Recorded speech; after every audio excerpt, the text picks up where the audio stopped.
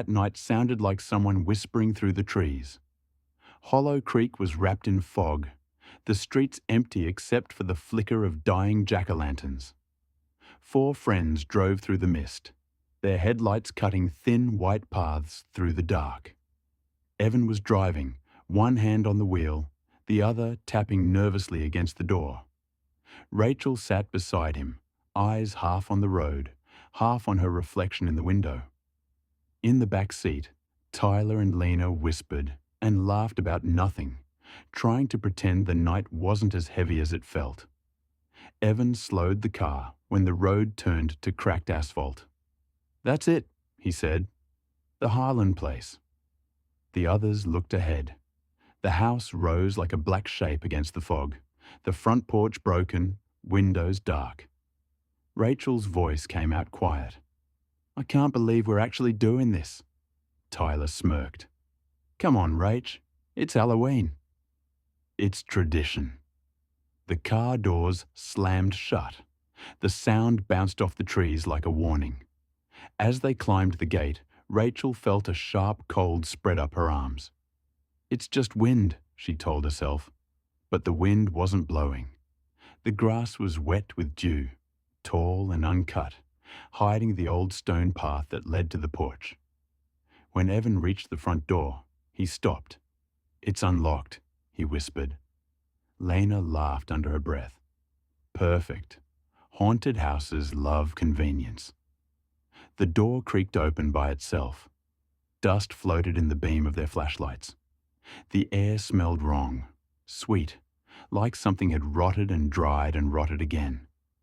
Inside, the wallpaper curled like burned paper, and there was a faint sound of dripping somewhere deeper in the house. Rachel stepped inside last, her heart beating fast. The door closed behind her with a slow, soft click. They walked through the living room. The floorboards moaned. A fireplace stood black and cold, and on the mantel sat a pumpkin, shriveled and brown. "That's impossible," Tyler said. "That thing's been here since the 80s.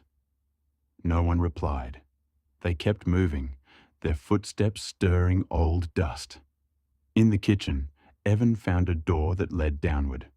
A faint draft came up from the dark. "Basement?" he said. "Want to check it out?"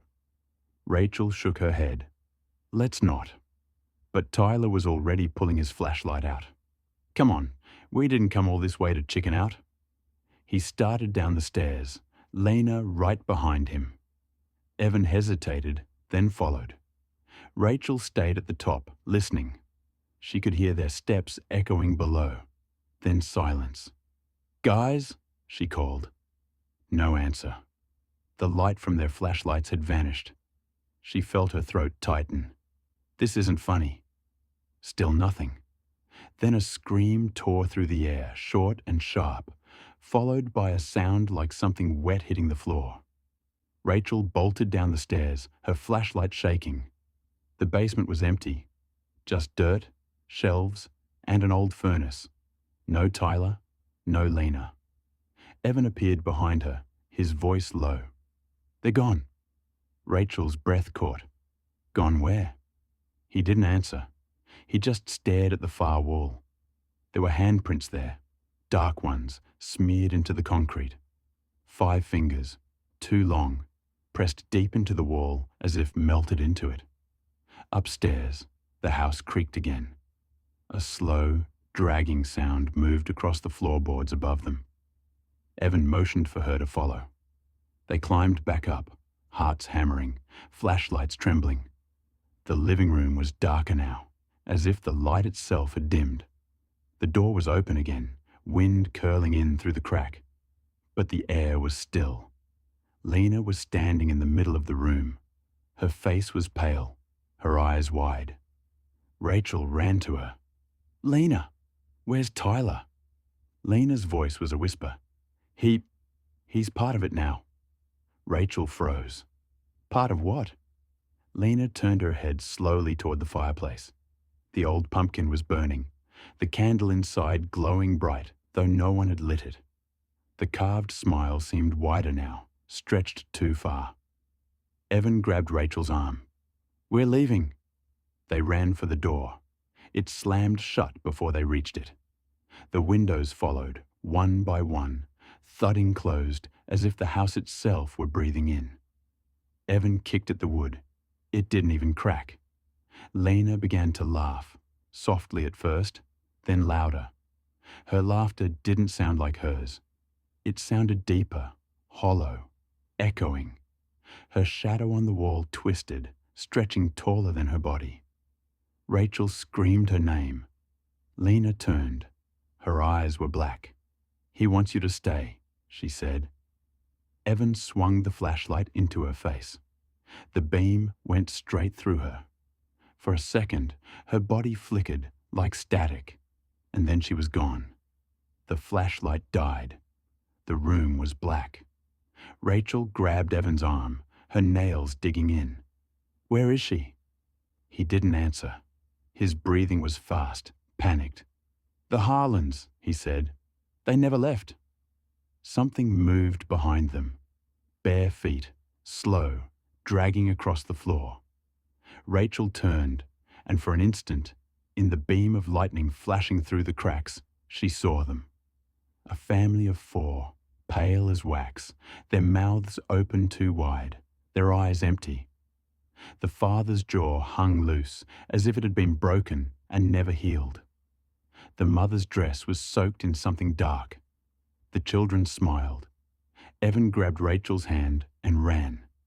They crashed through the hallway, into the kitchen, searching for another way out. The basement door had closed. Rachel spotted the back door and ran to it, pushing hard. It opened. Cold night air rushed in. She stumbled into the yard, gasping. Evan was behind her. She turned and saw the door swing shut between them. His scream came a second later. Rachel hit the door again and again. "Evan!" Silence. Then she heard a voice on the other side. His voice. "Rachel, it's okay now. Come back in." She froze. The voice was wrong. Too calm. Too steady. "No," she whispered. "You're not him." The door creaked open slowly, on its own. Evan stood there smiling. But his eyes were empty, and his hand was holding something. Her own flashlight, broken in half, smeared red. She ran. Through the trees, across the road, her breath tearing her chest. The fog swallowed her. She didn't stop until she saw the lights of Hollow Creek again. When she reached town, no one believed her. They searched the house the next morning. They found nothing. No blood. No footprints. No signs of anyone being there. But the pumpkin on the mantel was gone. Rachel left Hollow Creek that winter. She never talked about that night again. Not until last year, when she came back. People said she rented a small house near the woods, that she'd started walking every night toward Ashridge Road. Sometimes kids said they saw her by the gate, whispering something into the fog. And on Halloween night, if you drive past the Harland place and stop your car, you'll hear her voice calling from inside. Soft, broken, saying the same words over and over. "Don't go in. Please, don't go in."